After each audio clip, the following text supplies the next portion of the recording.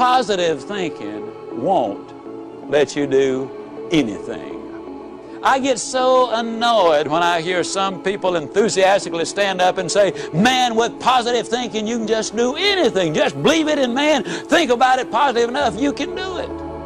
I believe that's ridiculous. See, I'm 60 years old. I don't care how positive I got. I could not whip a boxing champion. I don't care how positive I got. I could not play football in the NFL or the basketball in the NBA. I don't care how positive I got. I couldn't perform major surgery on you and have you live. Nor could I give you a lecture on nuclear physics. Positive thinking won't let you do anything. But it will let you do everything. Better than negative thinking will. Now, I know that for most busy people, getting regular exercise is about as easy as climbing Mount Kilimanjaro. But it can be done. You've just got to have a plan. You've got to set some goals, because it's just as difficult to reach a destination you don't have as it is to come back from a place you've never been. Unless you have definite, precise, clearly defined goals, you will not realize the maximum potential that lies within you. And this applies to every aspect of your life, not just to exercise. Now, here's some steps you can take towards that end. First, identify your goals. And next, set a deadline for reaching them. Make a list of obstacles you have to overcome to reach your goals. Identify the people who can help you overcome those obstacles, and make a list of skills you have and those you need to achieve your goals, and then develop a plan. Now, a word about goals themselves. There are 7 different kinds of goals. There are physical, financial, spiritual, career, family, mental, and social. And these 7 types of goals share several characteristics. First, to be effective, they must effect change. We must have some big goals, because thinking big creates the excitement necessary for accomplishment. Second, you must have some long-range goals so that short-range frustrations don't stop you in your tracks. Occasionally, circumstances do arise that are beyond your control, and oftentimes obstacles such as market changes, sickness, accidents, or family problems can be pretty intimidating. But by keeping your eye on the prize, you will find that the excitement of winning that prize will carry you through the tough times. Third, if you don't have daily objectives, you qualify as a dreamer and not as a doer. Dreamers are fine, provided they build foundations under their dreams by working daily towards them. Often, the difference between the great and the near great is the awareness that making it big means working every day towards our long-range objectives. And 4, your goals must be specific, not vague or general. If you want a new home, for example, know every detail of that house. How many square feet, number of rooms and bathrooms, the shape of the living room, the type and kind of lot, its location. If it's a car you're dreaming about, picture the make, the model, the color, and every option you want it to have. You see, if you want to reach your goal, you must see it, be able to smell, to touch, and to taste it. Know how it looks and what it feels like in your own mind. Before you can reach that goal, you see, it is true that whether you think you can or think you can't, you are generally right. Step number 6, you need to feed your mind with the good, the clean, the pure, the powerful, and the positive. Let me ask you a question. If I were to come into your living room one day with a pail of garbage and dump it on your living room floor, what do you think you'd do? I bet I can answer the question. You would either get your gun and say to me, now Ziegler, I'll bet you can clean that up. Or you'd get on the telephone and you'd call the police. Or you'd whip me as long as I was there. Those are things you would probably do. I mean, and then for months you'd be talking about this crazy guy came in my home, dumped garbage on the floor, ought to shot him. As a matter of fact, I wish I had. But we could clean the garbage up off your living room floor. But what about the garbage that we dump in our mind every single day?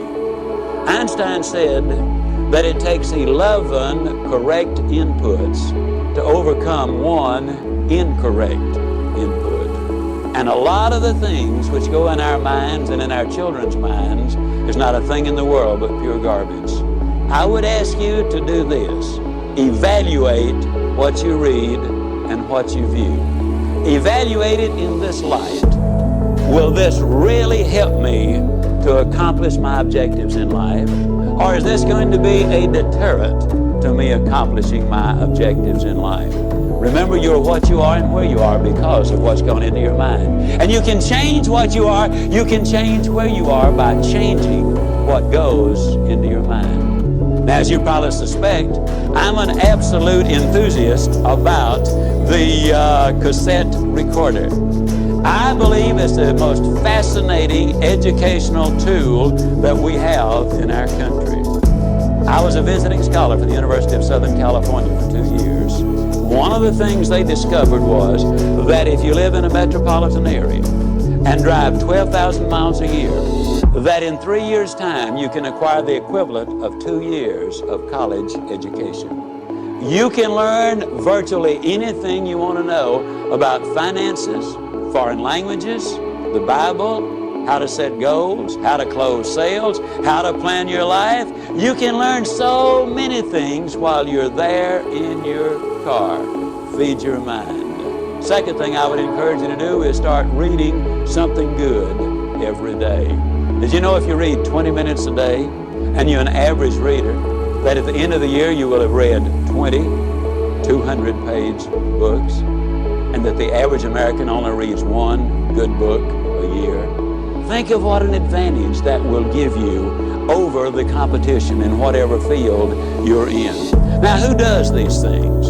Well, Mary Kay Ash of Mary Kay Cosmetics told me that she would never get in her car without a cassette that she could listen to while she was going somewhere. H.L. Hunt, worth $3 billion at his death, listened to cassette recordings until after he was 80 years old. Wallace Johnson, one of the co-founders of Holiday Inns International, over 80 years old, tells me he listens every day and reads at least 2 good books every month.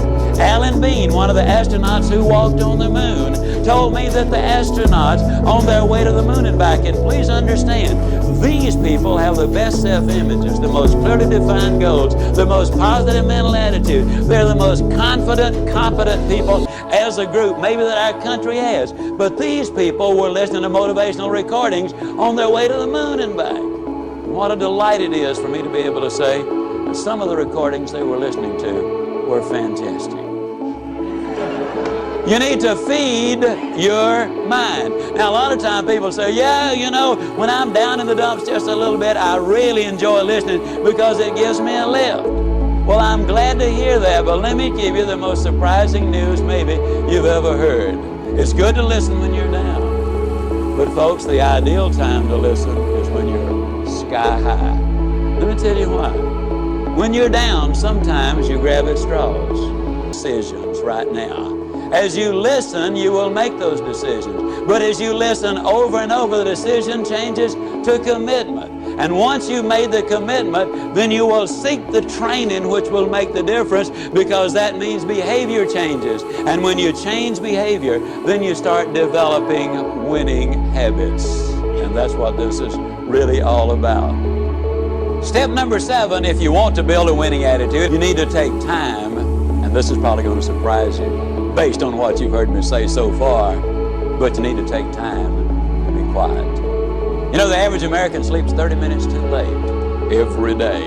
And when that opportunity clock does sound off, they hit the floor, in a dead run. They scoot past the kiddies' room on the way to the kitchen. They bang on the door, and they say, "Get up, kids, we got to go to school now. I don't have to tell you again. We were late yesterday morning. Don't want it to happen again." And they scoot on back to the kitchen. They plug in the coffee maker in the toaster, and on the way back by the kids' room, they bang again. "Now, what I tell you, not going to have to tell you again." They scoot in, they get dressed real fast. They shave and apply their makeup, and by then the kids are up. They rustle them into the den, and they set a bowl of cereal in front of them, turn the television set on, run to their mind and their body all at the same time. They gulp their breakfast down, they hop in their car, and woe be to that person who dares to pull in on them when they've got the traffic jump on them. It will be too bad for them if they do. They hustle down, they drop their kids out, they rush on down to their work, and they're busy all day, and in the evening they come home and repeat that process, and by the time they get ready for bed, after watching 3.5 hours of television, they are exhausted.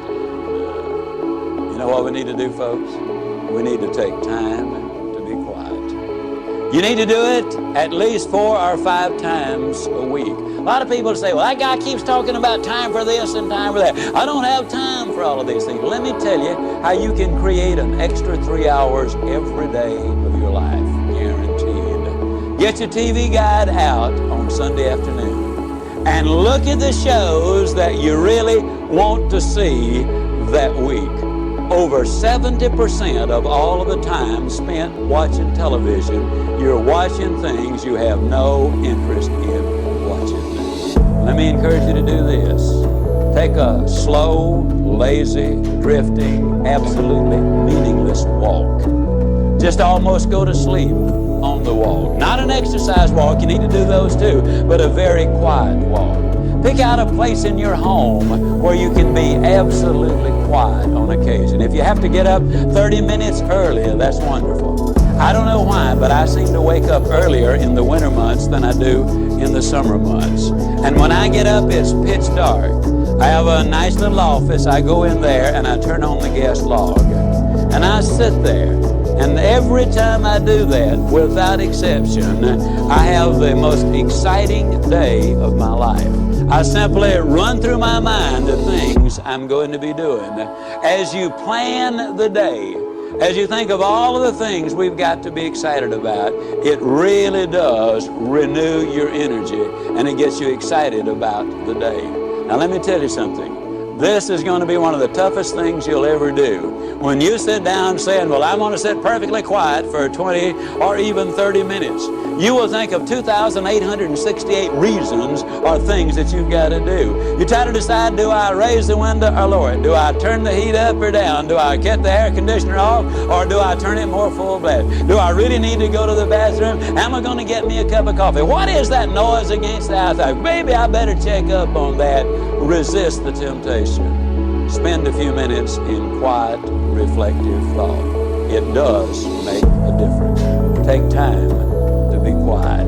Step number 8, take time for those you love. Dr. Herb True, professor at Notre Dame, outstanding speaker, good friend of mine, suggested this, which I really think is so valid. Frequently, every 2 or 3 months, you should close your eyes and visualize that everybody whom you love, really love, were suddenly, completely, totally, and forever taken out of your life. Then ask yourself the question, what would your regrets be? Would you really regret that you had not picked up the telephone and called that distant cousin, or even a brother or a sister, or a mother or father, or a son and a daughter? Would it be really a heartbreaking experience because you had not called and said, "I'm really sorry that we had the problem. I don't know whether it was your fault or my fault, but let's get together and solve the problem." Take time for those you love. Spend time with each other. Those of you who are married, spend time as husband and wife, just enjoying each other, communicating with each other, getting acquainted with each other. Earlier I said all of the studies revealed that if there is that close relationship, then success is more likely to come your way. Korn Ferry International, an executive search firm in New York City, in conjunction with the UCLA School of Management, did a study on 1,362 vice presidents, men and women who were aspiring to the president's chair. Their average income was $215,000. They had spent an average of 15 years working for their company, and the most lucrative of them, those who had the highest paying of all the jobs, had had 2 or fewer jobs in their lifetime. They were loyal to their company. 87% of them were still married to their one and only mate. 92% of them were raised by 2-parent families. But the story has even more. They said they considered integrity the most important characteristic in their success arsenal. 100% of them said hard work was absolutely necessary. 89% of them had 2, 3, 4, or more children. 71% of them also said that if they had more time, they'd spend it with their wives. 50% said with more time, they would spend it with their children. Incidentally, the average one worked a little over 50 hours each week. So they're not working those 80 and 90 hours a week that a lot of people might think they are. And they're living a balanced life. 89% of them also were either Catholic, Jewish, or Protestant, and their faith apparently had some meaning to them. U.S. News and World Report did a study of the millionaires in America. There are now 1 million of them. They said the typical millionaire has gotten that way because he's earned his money or her money over a period of 20 to 30 years. They do work about 50 hours a week. They're still married to their high school or college sweethearts. In other words, the family is intact. Incidentally, a couple of other little things you'll be intrigued about this. They discovered that less than 1%, and the implication was it was considerably less than 1% of all of the millionaires in America earned their money in music, radio, television, the movies, and all athletic endeavors combined.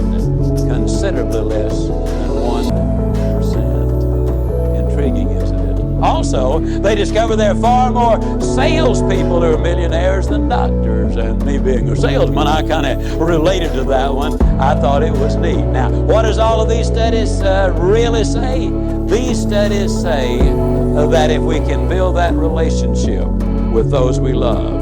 Now, your family might simply be mother and daughter. It might be father and son. It might be husband and wife. It might be brother and sister. But you know who you're close to. The better you get along with the ones you love, the more likely you are to be successful in whatever else it is.